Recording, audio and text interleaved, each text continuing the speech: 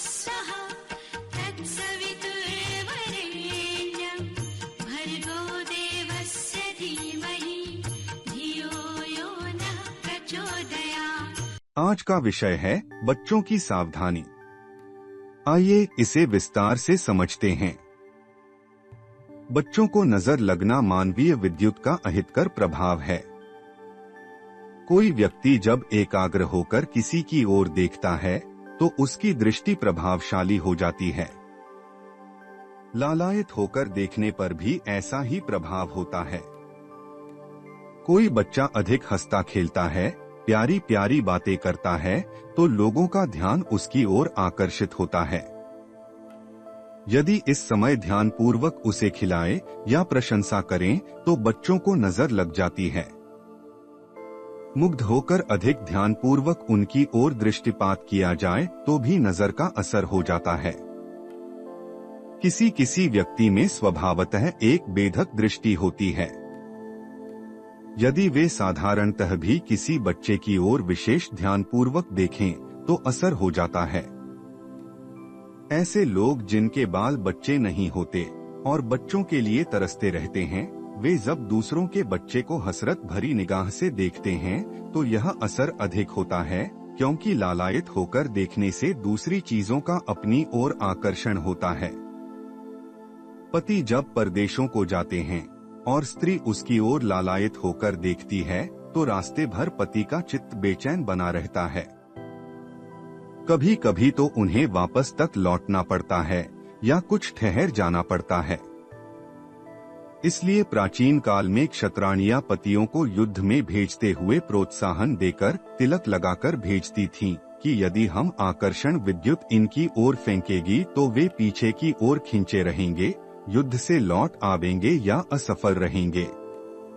इसी प्रकार जब वयस्क पुरुष लालायित होकर बच्चों की ओर देखते हैं तो उन बच्चों की शक्ति खिंचती है और वे उसके झटके को बर्दाश्त न करके बीमार हो जाते हैं। बिना किसी पूर्व रूप के जब अचानक बच्चा बीमार पड़ जाता है तो समझा जाता है कि उसे नजर लग गई। हमारे यहाँ की स्त्रियों को इसकी जानकारी बहुत पहले से है। नजर से बचाने और लग जाने पर बचाव की क्रिया से भी वे परिचित हैं। ताबे का ताबीज, शेर का नाखून, मूंछ, नीलकंठ का पर आदि चीजें गले में पहनाई जाती हैं। वह चीजें बाहरी बिजली को अपने में ग्रहण करके या उसके प्रभाव को रोककर बच्चों पर असर नहीं होने देती। गरम लोहे का टुकड़ा पानी या दूध में बुझाने से वह जल या दूध उस असर को दूर करने वाला हो जाता है।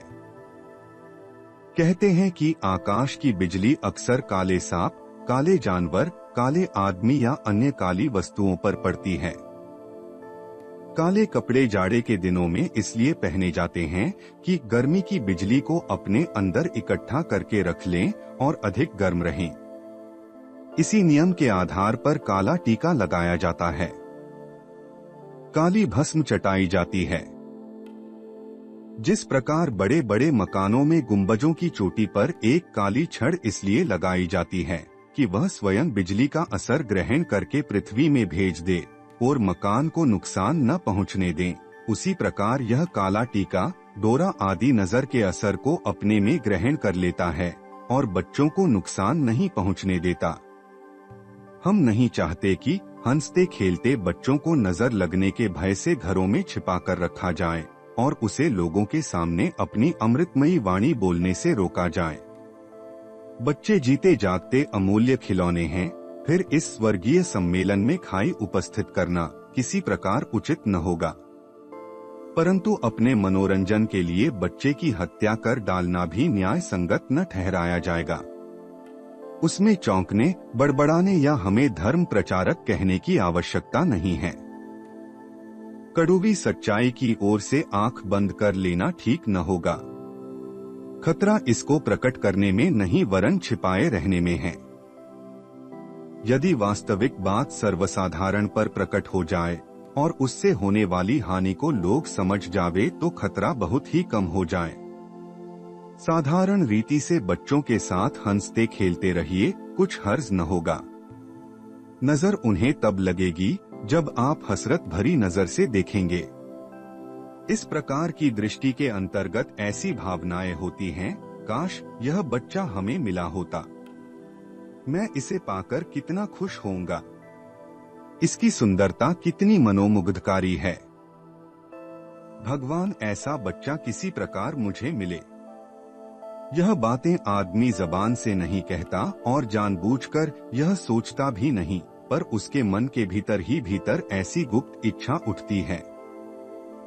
कभी कभी तो यह इच्छा इतनी सूक्ष्म होती है कि सोचने वाला यह समझ भी नहीं सकता कि मैंने ऐसी भावना की थी। देखा जाता है कि अजगर अपनी दृष्टि से आकाश से पक्षियों को अपनी ओर खींच लेता है। भेड़िए की दृष्टि से भेड़ और बिल्ली की दृष्टि से कबूतर इतने अशक्त हो जाते हैं कि भाग तक नहीं सकते। उनमें यह आकर्षण शक्ति अधिक होती है। जिनके मन में वर्षों प्राप्त करने की लालसा लगी होती है, चिरकालीन लालसा धीरे धीरे अपना पोषण करती रहती है और कुछ दिनों बाद बहुत बलवान हो जाती है। ऐसे लोगों की नजर का झटका लात मारने से भी अधिक गहरा लगता है। साधु सन्यासियां जिन्हें बच्चों की कोई चाह नहीं होती, उनकी नजर नहीं लगती। बहुत से लोग अपने कई बच्चे होने पर भी संतुष्ट नहीं होते और दूसरे के सुंदर बच्चों को देखकर मन ललचाते हैं, उनकी नजर लग सकती है। बच्चों को खिलाते समय इस बात का ध्यान रखना चाहिए कि उनके साथ सात्विक रीति से हंसा खेला जाए, विशेष ममता न जोड़ी जाए।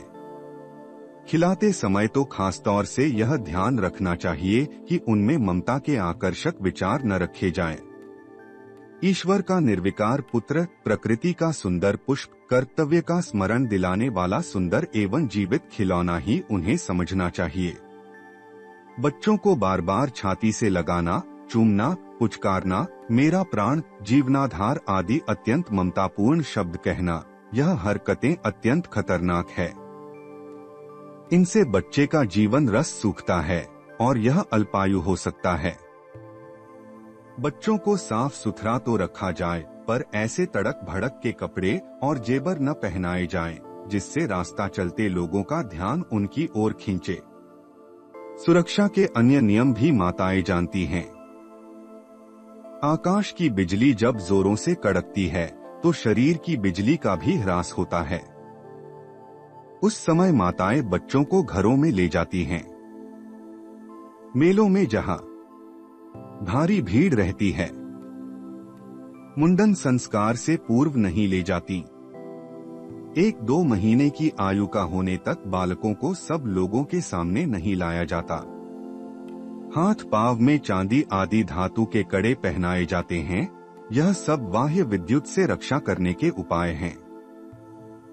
गर्भकाल के 9 मास पूरे होने से पूर्व ही जिन बच्चों का जन्म हो जाता है, उनकी और भी अधिक सुरक्षा करनी पड़ती है, क्योंकि गर्भ के 7वें-8वें मास में बच्चे के अंग तो पूरे बन जाते हैं, पर उनमें विद्युत का उचित मात्रा में समावेश नहीं हो पाता।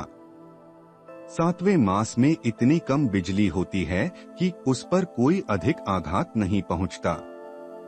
इसीलिए 7वें मास में पैदा हुए बच्चे अक्सर जीते हैं।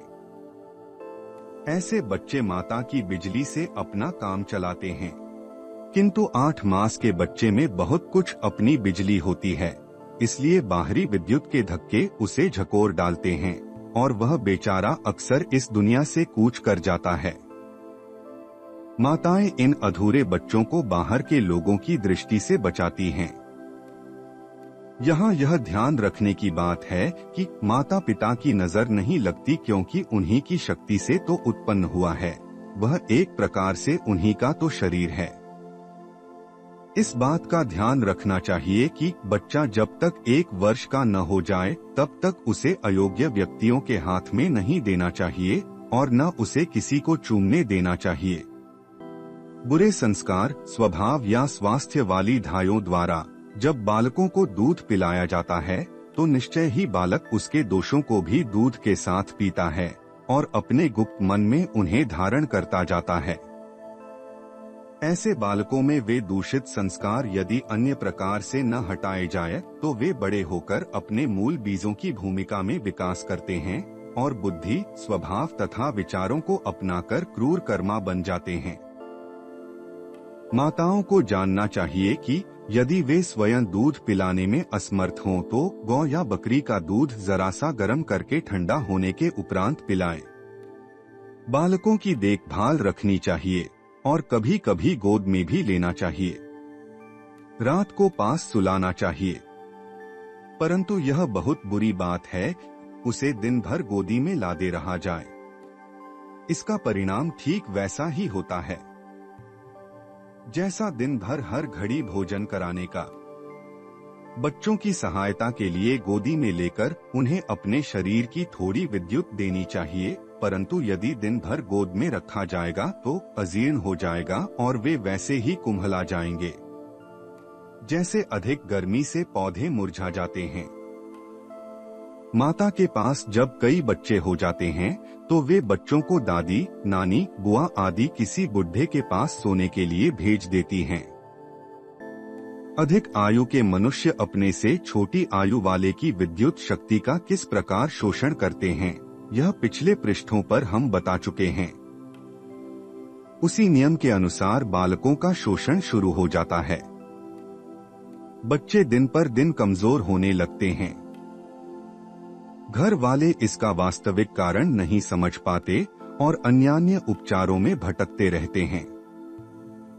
विपरीत योनि वालों के पास विपरीत विद्युत होती है, यह भी हम पहले कह चुके हैं।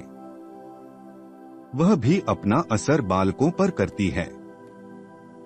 स्त्रियों के पास लड़कों और पुरुषों के पास लड़कियों को नहीं सुलाना चाहिए, अन्यथा यह शोषण और भी अधिक होने लगेगा।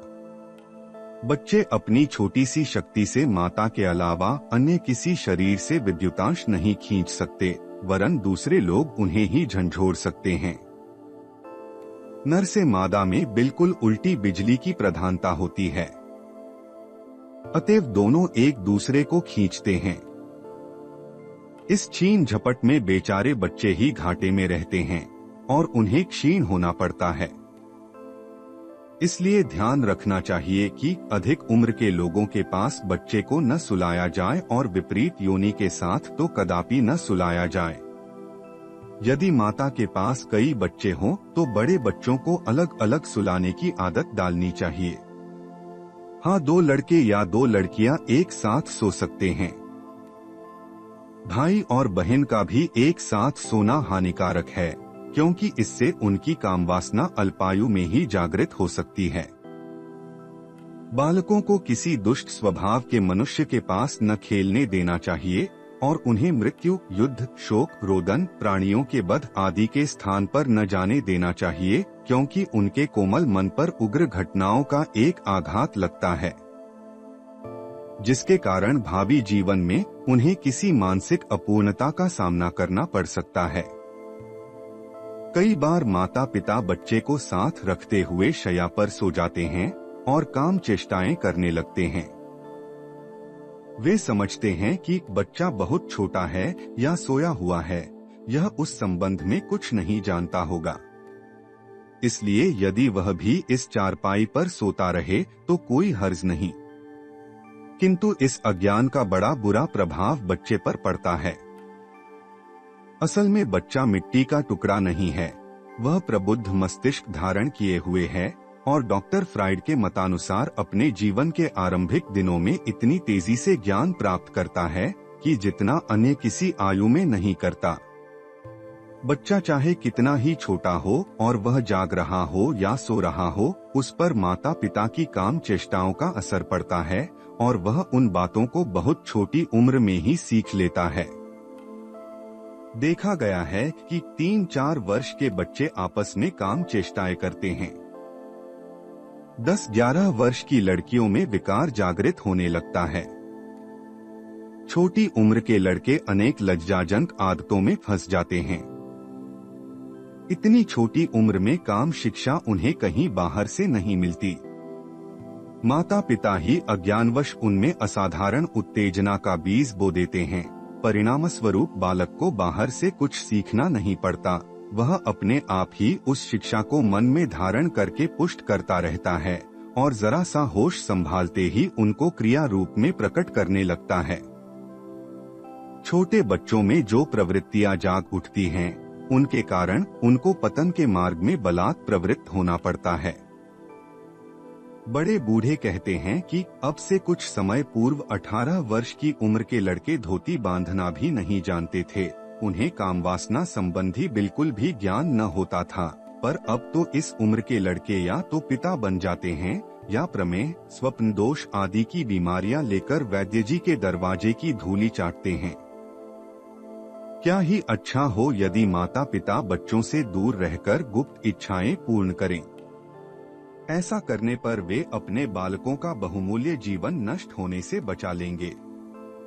इस पुस्तक के अन्य अध्याय सुनने के लिए डिस्क्रिप्शन बॉक्स में दिए गए लिंक पर क्लिक करें। For more videos visit our channel. Please like, share and subscribe.